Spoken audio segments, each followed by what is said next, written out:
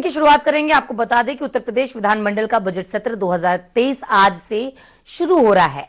पहले दिन राज्यपाल आनंदीबेन पटेल विधानमंडल के दोनों सत्रों को संयुक्त रूप से संबोधित करते हुए अभिभाषण पेश करेंगी और इसके बाद 22 फरवरी को योगी आदित्यनाथ सरकार का वित्तीय वर्ष 2023 से 24 का बजट विधानमंडल के दोनों सदनों में पेश किया जाएगा।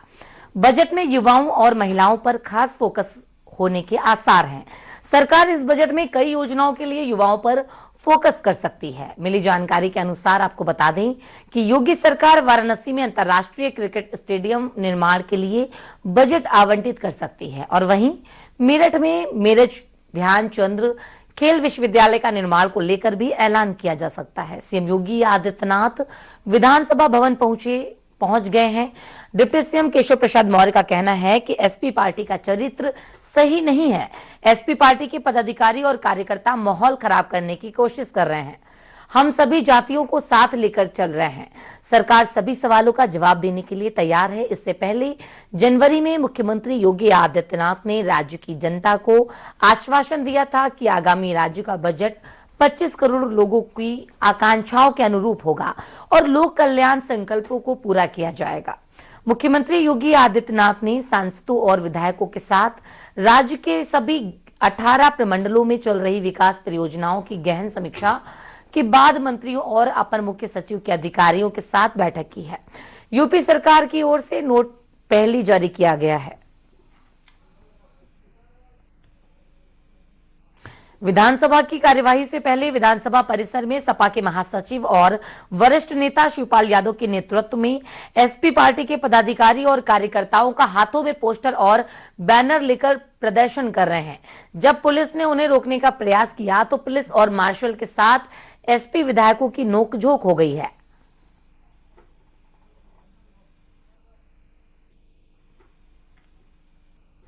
और अधिक जानकारी के लिए बात करते हैं सारा समय के एसोसिएट एडिटर आलोक गुप्ता जी हमारे साथ में जुड़े हुए हैं। आलोक जी, आज विधानमंडल का बजट सत्र शुरू होने वाला है, क्या कुछ अहम जानकारी मिल पा रही है? किन किन मामलों में सरकार से आस है लोगों को? शिक्षा और स्वास्थ्य बुनियादी जरूरत है लोगों की, आज इस बजट में क्या खास होने वाला है? देखिए, मैं बताना चाहूंगा कि ये बजट सत्र 10 मार्च तक चलेगा और आज चूंकि साल का पहला दिन है, जब विधानसभा का जो सत्र शुरू होने जा रहा है, पहला सत्र है, सत्र का भी पहला दिन है और इसलिए जो परंपरा रही है, राज्यपाल दोनों ही सदन यानी कि विधानसभा और विधान परिषद के संयुक्त अधिवेशन को संबोधित करती है और बताती है कि पिछले कार्यकाल में, पिछले वर्ष में जो सरकार की जो उपलब्धियां रही वो क्या थी, किन किन मुद्दों पर काम किया गया, कौन कौन सी प्रमुख योजनाएं सफल रही है और अगले साल में, अगले वित्तीय वर्ष में सरकार क्या करने जा रही है। तो एक पूरा लेखा जोखा रहता है जो सदन के पटल पर लगती है राज्यपाल और दोनों ही सदन के संयुक्त अधिवेशन को संबोधित करती है।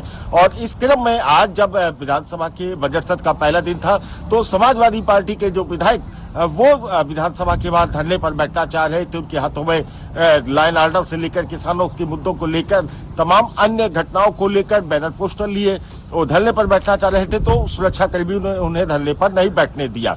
हालांकि कल सर्वदलीय बैठक हुई थी। मुख्यमंत्री योगी ने सभी विपक्षी दल के नेताओं से कहा था कि सरकार सदन चलाना चाहती है और जनता से जुड़े हुए मुद्दों को पर सार्थक बहस करना चाहती है और लिहाजा सभी विपक्षी दलों का सहयोग चाहिए। आज भी जब सदन की कार्रवाई शुरू होने से पहले राज्यपाल के पहुंचने से पहले मुख्यमंत्री योगी ने भी एक बार फिर कहा कि सरकार हर एक मुद्दे पर बहस और चर्चा के लिए तैयार है और लेकिन विपक्ष का इसमें सार्थक भूमिका रहनी चाहिए। लेकिन सदन की शुरुआत से पहले विपक्ष ने जिस तरीके से हंगामा किया और राज्यपाल भी अभी इस वक्त की बात करें तो विधानसभा के अंदर पहुंच गई हैं और वो विपक्ष के हंगामे के बीच में अपना जो अभिभाषण है वो पढ़ रही हैं। आपने जो सवाल किया था उसके क्रम में मैं बताना चाहूंगा कि जो बजट है वो 22 फरवरी यानी बुधवार को सरकार सदन में पेश करेगी और जो जानकारी मिल रही है अर्थशास्त्रियों के मुताबिक 7 लाख करोड़ से ज्यादा का यह बजट रहने वाला है।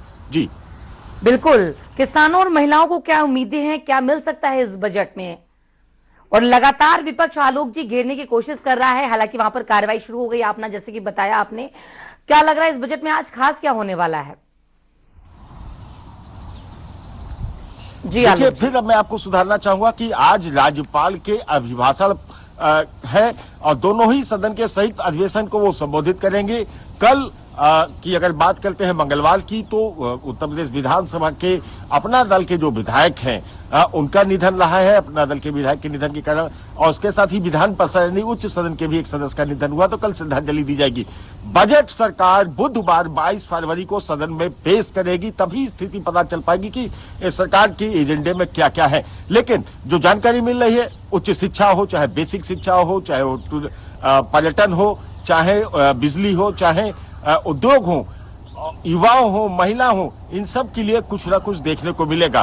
और इसकी वजह भी है कि 2024 में लोकसभा चुनाव होने, तो कहीं ना कहीं लोकसभा चुनाव के मद्देनजर भी ये बजट लोक लुभावन रहने की पूरी संभावना है। जी बिल्कुल, 2024 का चुनाव भी नजदीक है, तो ऐसे में पिछली बार जो बजट पेश किया गया था उस बार के अकॉर्डिंग इस बार चीजों को ध्यान में रखकर बजट पेश किया जाएगा। यानी आज बहुत खास होने वाला है इस बार का बजट। योगी ने पिछली बार बड़े बजट से पहले बड़े बदलाव की बात कही थी और इस बार बड़ा बजट होगा बदलाव का। आलोक जी। निश्चित तौर पर कहीं ना कहीं देखिए, योगी सरकार का देखा जाए ये 18वीं विधानसभा का ये दूसरा बजट होगा और सरकार जिस एजेंडे पर काम कर रही है, जिस तरीके से काम कर रही है, सबका साथ, सबका विकास और सबका विश्वास, यही लेकर इसी प्रमुख एजेंडे पर सरकार काम कर रही है। इसलिए अपराधी माफियाओं पर पूरी तरीके से लगाम है, लेकिन सरकार की जो योजनाएं हैं वो सब तक पहुंचे, बराबरी से पहुंचे, इसका पूरा प्रयास आप सरकार की तरफ से किया जा रहा है। और बजट में भी कुछ ऐसा ही देखने को मिलेगा। मैंने बताया, सरकार का जो फोकस रहने वाला है खाद्यान्न पर रहने वाला है, शिक्षा पर, शिक्षा में भी उच्च शिक्षा और बेसिक शिक्षा पर रहने वाला है, टूरिज्म को बढ़ावा देने को लेकर है, इन्वायरमेंट को लेकर रहने वाला है, तमाम यूनिवर्सिटीज के लेकर बात की है। नई पॉलिसीज भी सरकार सदन में के पटल पर रख सकती है, चाहे वो सीधा की पॉलिसी हो या इंफ्रास्ट्रक्चर को लेकर कुछ पॉलिसियां हैं, और लॉ एंड ऑर्डर को लेकर भी कोई संशोधन विधेयक भी सरकार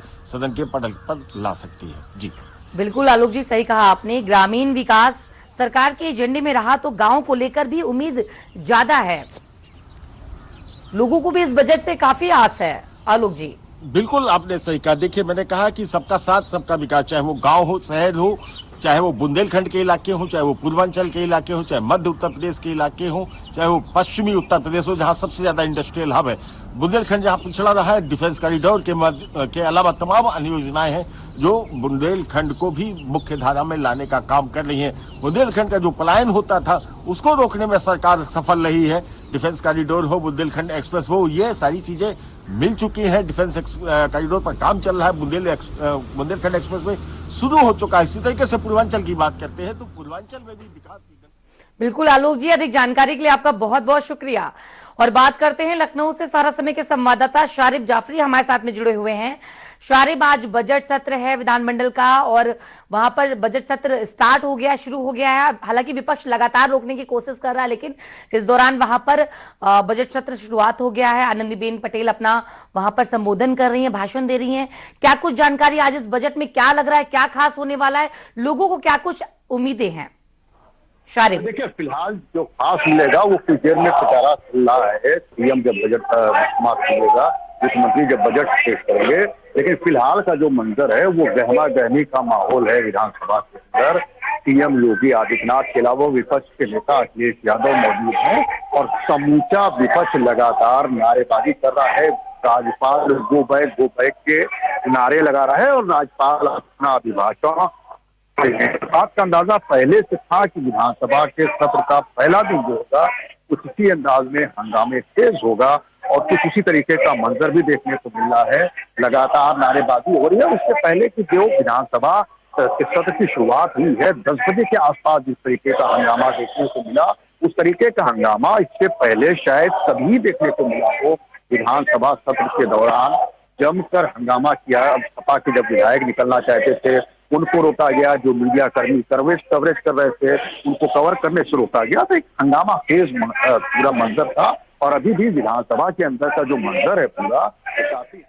बिल्कुल शारिब, विपक्ष के नेता अखिलेश यादव वहां पर मौजूद हैं। काफी गर्मी का माहौल है जैसा कि आपने बताया और बजट सत्र में आज चर्चा वहां पर शुरू हो गई। इसमें